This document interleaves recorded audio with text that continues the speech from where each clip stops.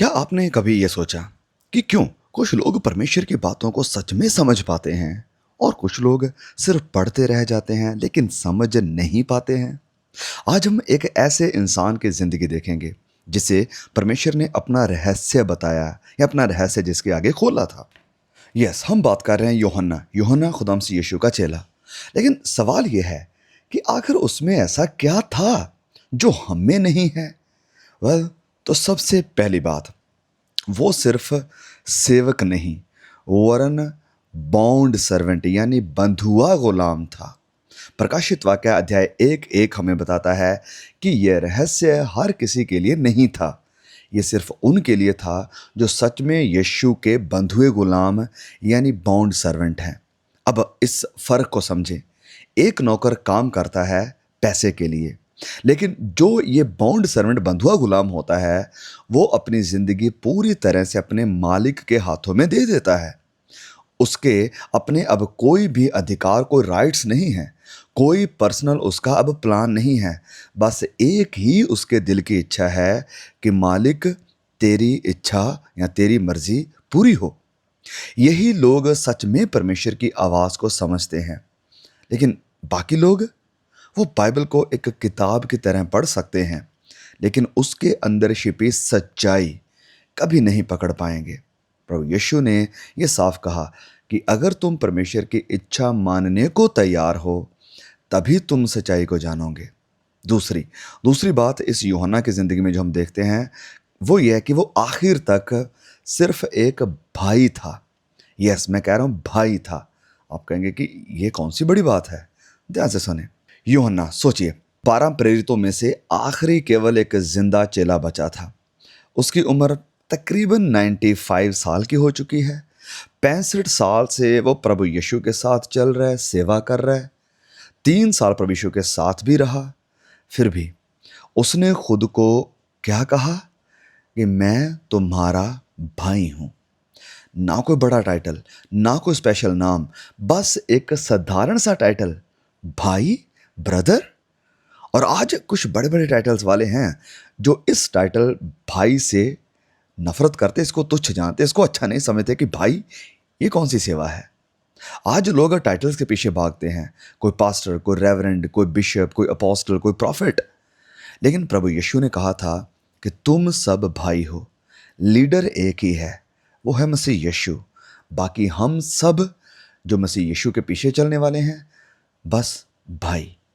तीसरी बात जो यूहन्ना में देखने को मिलती है वो ये है, लिखा है कि वो आत्मा में था। He was in the spirit. यूहन्ना ने प्रभु की आवाज सुनी। क्यों? क्योंकि वो आत्मा में था। प्रकाशित वाक्य 1 में ऐसा लिखा है।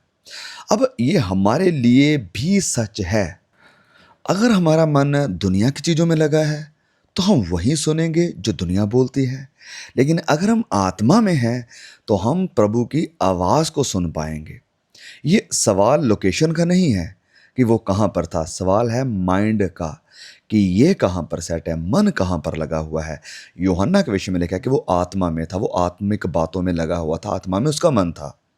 चौथी बात यूहन्ना के बारे में कि जितना बड़ा आदमी उतनी गहरी नम्रता, जितना बड़ा आदमी उतनी गहरी नम्रता। अब ये बात सिंपल सी लग रही है लेकिन ये बहुत बड़ी है। यूहन्ना जिसने अपना आखिरी भोज मसीह यीशु के सीने पर सर रख के किया था, वही यूहन्ना प्रकाशित वाक्य 1:17 में उसी यीशु के सामने गिर जाता है एक मुर्दा लाश की तरह। क्यों? क्योंकि उसने प्रभु की महिमा देखी है। सच ये है कि जो प्रभु को सच में जानते हैं वो सबसे ज्यादा डर और आदर करते हैं मसीह यीशु का, और जो कम जानते हैं वो ज्यादा कैजुअल बनते हैं। स्वर्ग में स्वर्गदूत भी अपना चेहरा ढक लेते हैं इस परमेश्वर को उसकी महिमा में देखकर। तो हम कौन हैं? यूहन्ना कौन था? यूहन्ना जब मसीह यीशु को उसके महिमा में रूप में देखता है तो वचन में लिखा है कि यूहन्ना मुर्दा सा गिर पड़ा। जितना आप परमेश्वर को जानोगे उतना ही आप झुकोगे, अपने आप को शून्य करोगे और घमंड की, मैं की, मेरे की कोई जगह नहीं रह पाएगी। फिर पांचवी चीज जो हमें यूहन्ना की जिंदगी में देखने को मिलती है कि उसे रहस्य आराम में नहीं मिले वरन दुख में मिले थे। ये सारे रहस्य यूहन्ना को ये जो सारा प्रकाशित वाक्य मिला, ये जो सारे दर्शन मिले, ये कहाँ मिले थे? किसी आरामदायक जगह में नहीं, बल्कि पतमुस टापू पर, जहां वो दुखों को, सताव को झेल रहा था मसीह यीशु के कारण, क्योंकि वो परमेश्वर के वचन के लिए लिखा है कि वफादार बना रहा। तो सच सुनिए, परमेश्वर पहले आपको टेस्ट करता है, फिर परमेश्वर आपको यूज करता है। आप मुश्किलों से, दुख से, ट्रायल से होकर, टेस्ट से होकर गुजरते हैं, ताकि आप दूसरों की मदद कर सकें और आप नम्र रह सकें। और जो आपके समान दुख सुख भोग रहे हैं, आप उनका सहारा बन सके, उनको इनकरेज कर सकें। तो अगर आप सच में परमेश्वर की आवाज़ सुनना चाहते हैं, तो सवाल ये नहीं है कि परमेश्वर बोल क्यों नहीं रहा आपके साथ, परमेश्वर कह क्यों नहीं रहा कुछ आपको। सवाल ये है कि क्या मैं उसका बंधुआ गुलाम हूँ? क्या मैं उसका बॉन्ड सर्वेंट हूँ? क्या मैं नम्र हूँ? क्या मैं दीन हूँ यूहन्ना की तरह? क्या मैं आत्मा में हूँ? क्योंकि परमेश्वर के रहस्य आज भी खुलते हैं।